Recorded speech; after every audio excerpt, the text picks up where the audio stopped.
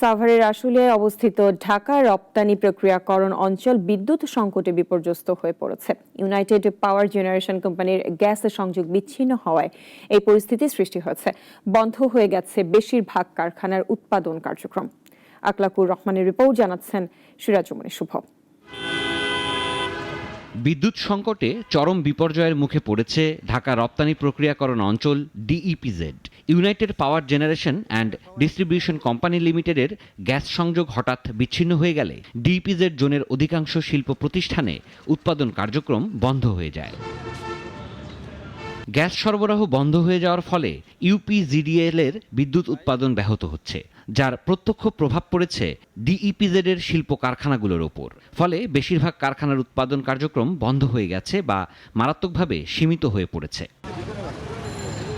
DEPZ কর্তৃপক্ষ বলছে, Titas gas কর্তৃপক্ষের কাছে বিল বকেয়া থাকায় হঠাৎ করেই সংযোগ কেটে দেওয়া হয় ইউনাইটেড পাওয়ারের। শিল্প উদ্যোক্তারা জানান, গ্যাস সরবরাহ দ্রুত চালু না হলে বড় ধরনের আর্থিক ক্ষতির মুখে পড়তে হবে।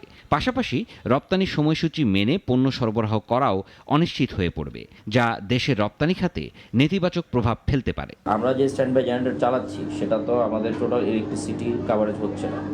এই পিক সিজনে যদি এরকম হয় এবং কন্টিনিউয়াসলি এই স্বাভাবিক সুবিধাগুলো না থাকে, তাইলে এখানে ওয়ার্কারও ফ্যাক্টরিতে কাজ করতে চাবে না। বিকল্প হিসেবে পল্লী বিদ্যুতের মাধ্যমে সামান্য সরবরাহ পাওয়া গেলেও তা প্রয়োজনের তুলনায় অনেক কম বলে জানান ডিইপিজেড এর নির্বাহী পরিচালক। আরবির সাথে যোগাযোগ করে প্রায় 25 থেকে 26 মেগাওয়াট বিদ্যুৎ আমরা ইতিমধ্যেই ঢাকা ইপিজেডে আনতে পেরেছি এবং এর ফলে আমরা প্রায় 70% কারখানা আমরা ইতিমধ্যে সচল করতে পেরেছি। আর অবশিষ্ট 30% কারখানা আমরা আরবির সাথে আমাদের কথা হয়েছে, আমরা আশা করছি যে আরও 10 থেকে 15 মেগাওয়াট বিদ্যুৎ আমরা পাবো। এই সংকটে শ্রমিকদের কর্মসংস্থান ও কারখানাগুলোর রপ্তানি কার্যক্রম হুমকির মুখে পড়েছে। সময়মতো পণ্য সরবরাহ করতে না পারলে বিদেশি ক্রেতাদের বিশ্বাস হারানোর আশঙ্কাও করছেন উদ্যোক্তারা। সিরাজুম মনির শুভ, নাগরিক।